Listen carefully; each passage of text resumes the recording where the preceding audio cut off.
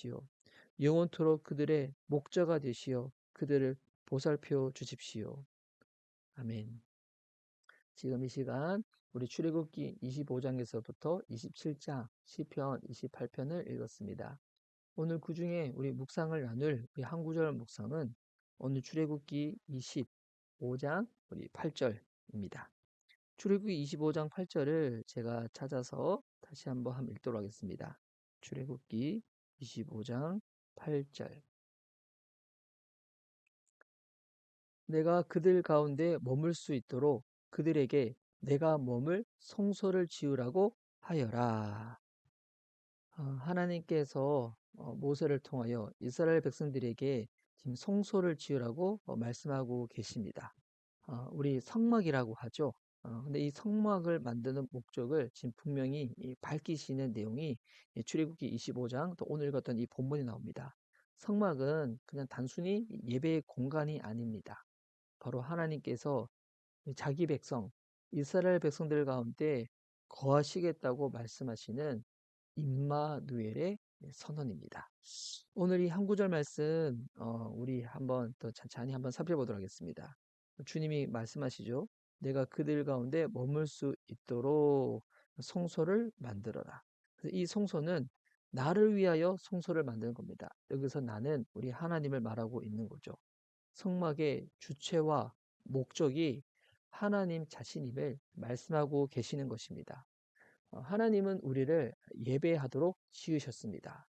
우리 인간의 그래서 삶의 본질, 이 목적은 하나님을 예배하는 것입니다.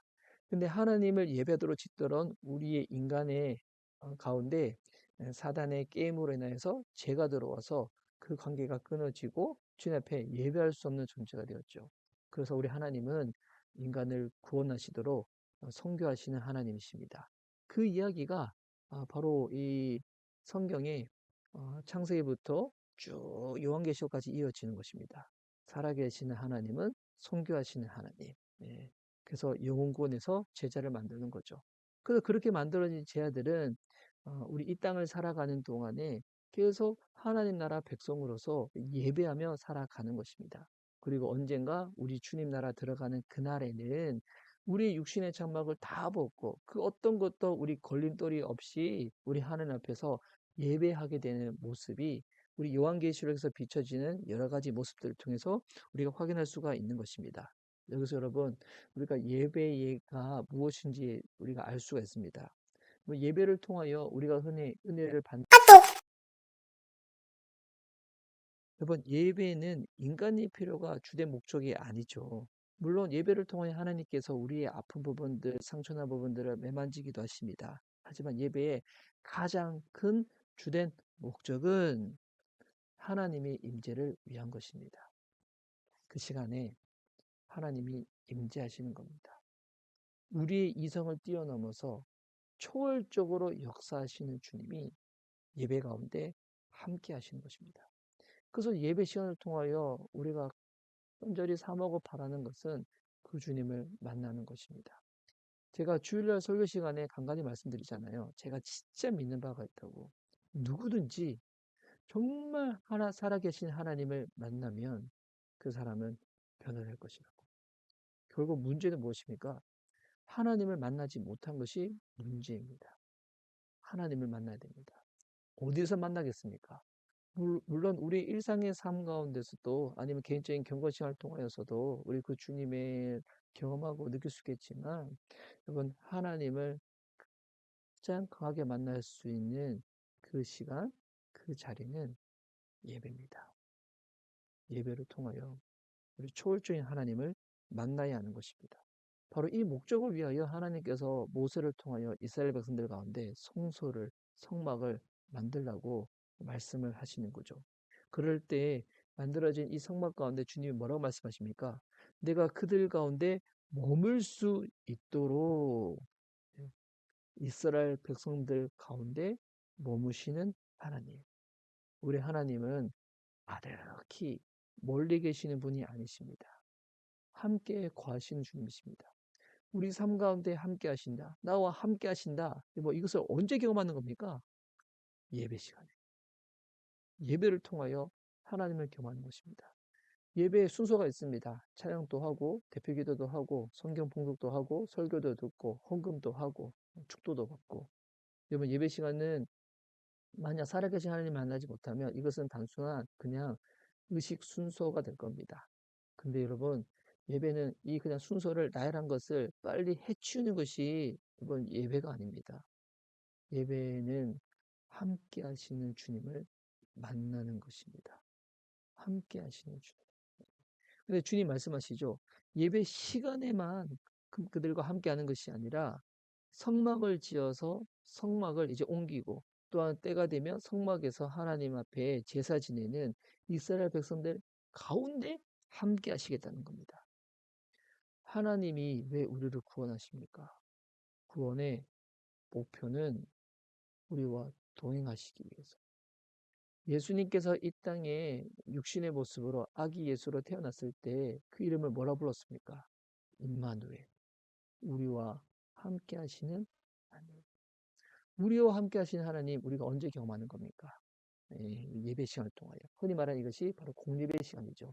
뭐 그래서 공예배 시간에 여러분 승리해야지, 성공해야지, 여러분 이어서 우리의 삶 자체가 예배자의 삶이기 때문에 우리의 삶 가운데 동의하시는 하나님을 경험할 수가 있는 겁니다. 여러분 이 두 가지가 계속 여러분 선순환처럼 이어져야 됩니다. 공예배 시간을 통하여 우리 각자 우리 소속되어 있는 등록되어 있는 우리 영적인 가정인 우리 교회 우리 예배 시간을 통하여 초월적인 하나님을 경험하고 그리고 우리의 일상의 삶을 통하여 우리와 함께 하신 하나님을 계속 경험하는 삶의 예배, 공예배가 계속 이어져야 하는 것입니다. 여러분 이럴 때 정말 우리가 구원받은 백성으로서 이 구원이 날마다 실제가 되어지게 하고 이 세상 살아가는 동안에 이 연약함으로 인하여 영적인 공격으로 인하여 여러 가지 방해로 인하여 넘어지기도 하고 스스로 좌절하기도 하지만 함께 하시는 하나님, 나를 도와주시는 하나님, 내게 힘 주시는 하나님을 우리가 경험하지 못하면 만나지 못하면 그분이 나와 함께 한다는 것을 실제로 누리지 못하면 여러분 우리가 구원받은 백성이라 할지라도 이 험악한 세상 어떻게 이겨내고 버티고 살아갈 수가 있겠습니까? 여러분 그래서 우리는 예배에 성공해야 됩니다. 예배에 성공해야지 내 삶 가운데 동행하시는 하나님 그분과 함께 우리가 살아갈 수 있습니다.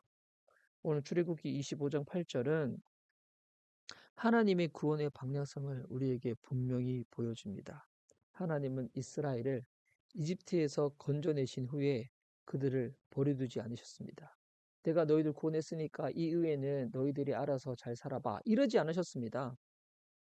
그들과 함께 하시기 위해서, 함께 거하시기 위해서 성막을 지으라고 명하셨습니다. 이 말을 지금의 식으로 바꾸면 그거죠. 내가 너희와 함께함을 너희들이 경험하기 위해서 너희는 예배에 성공해야 돼. 여러분 이 뜻이 이 말씀이 누구 안에서 완전히 이루어졌습니까? 바로 예수 그리스도 안에서 완전히 이루어졌습니다. 요한복음은 말하죠. 말씀이 육신이 되어 우리 가운데 거하셨다. 구약 시대에 이때 당시에 성막은 임시적인 거처였지만 지금 우리의 예수님은 영원한 성전이 되십니다. 그리고 성령님 안에서 이제 교회와 성도의 삶이 하나님의 거처가 됩니다. 우리 구약시대 때는 눈에 보이는 가시적인 어떠한 뭐 텐트 아니면 건축물이 성전이었죠. 근데 신약으로 넘어왔을 때는 여러분 무엇이 성전입니까? 단순히 예배당이 성전이 아니죠. 하나님이 거하시는 성령께서 거하시는 우리의 몸이 성전입니다. 하나님이 우리 가운데 거하시기 때문에. 또한 우리가 예배 시간에 그 모인 장소에서 하나님의 임재를 구하며 그렇게 예배하며 나아갈 때 우리가 모인 그 시간 그 장소 가운데 우리 성전의 기능이 회복되어지죠. 여러분 이 성막에서 이스라엘 백성들이 뭐였습니까? 가장 먼저 이 짐승들을 데리고 와서 짐승들에게 안수를 해서 자기 죄가 전가되어져서 짐승들을 잡아 번제단에 불로 태워서 연기를 올리면서 그들의 죄가 사함받는 그 은혜가 임하였죠. 성전의 기능이 회복되어질 때 내 모든 죄가 그 예수 그리스도 안에서 내가 사함을 받았구나. 사함을 받았다. 여러분 이 은혜를 누리게 되어집니다. 결국 사람들이 이 세상 살아가는 동안에 다 눌리고 힘들어하고 하는 부분들은 여러분 이게 외적인 부분들, 환경적인 부분들이 전부가 아닙니다. 결국 죄의 문제입니다. 예. 그럼 그 죄가 뭡니까? 우리가 잘못한 것들 모든 행위가 죄입니까? 그거는 죄의 열매죠. 이건 죄의 궁극적인 그것은 함께 하신 하나님 바라보지 못하는 것입니다. 주님이 함께 하시겠다고 하는데 주님의 그 도움 없이 나 혼자 살아가고 애쓰는 것입니다. 내 생각과 내 마음의 방에 주님 모시지 않고 내 생각으로만 가득 채워져 가지고 나 중심, 나 중심, 자기 중심으로 살아가고자 하는 그 모든 것이 죄의 시작이고 근본이고 핵심입니다. 이것으로 인하여서 우리가 무너지고 깨어지는 것이죠. 그때 그 일을 했었을 때 과연 내가 하나님의 말씀을 듣고 행동했었는가? 그때 그 일을 했었을 때 나는 주님의 영광을 위해 한다고 했지만 그 안에 내 욕심, 내 생각, 내 계획, 나의 그 부분들이 들어있지는 않았던가? 여러분 정말 순수하지 못했고 나의 이 중심적인 생각이 섞여가지고 뭐 그로 인하여서 우리가 이외에 당하는 아픔들이 얼마나 많이 있습니까?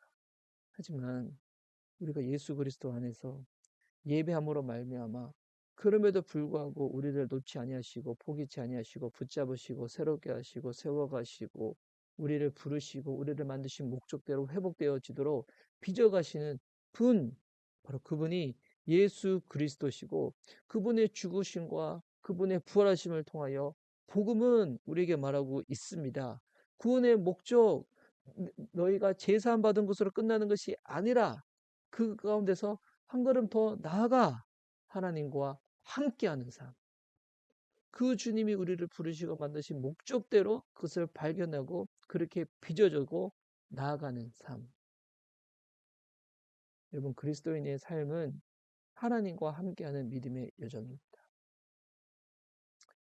아프신 분들, 힘드신 분들, 여러 가지 고민과 어려움 때문에 마음이 누르신 분들, 오늘 이 말씀을 통하여 다시 주 안에서 예배하겠노라고 믿음으로 다짐하시고 또한 우리의 삶 자체가 예배의 삶이니 하나님 함께 하시는 그 은혜 가운데 초월적으로 역사하시는 주님의 도우심과 능력을 경험할 수 있는 저와 여러분 되었으면 좋겠습니다. 그렇지 않고는 저도 서울 땅에서 개척한 우리 교회도 어떻게 버티고 이겨내고 주님의 부르심과 목적대로 나아갈 수가 있겠습니까?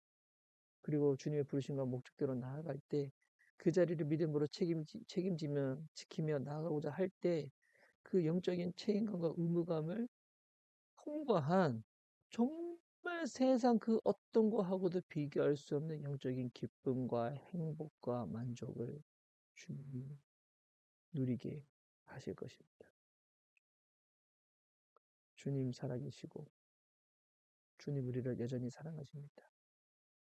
그 주님 앞에 오늘 믿음의 기도로 시작할 수 있는 저와 여러분, 우리 미션 디바이교회 모든 성도님들 되어줄 수 있기를 예수님의 이름으로 축복합니다. 아멘. 이 시간 우리 기도 막 들고 우리 기도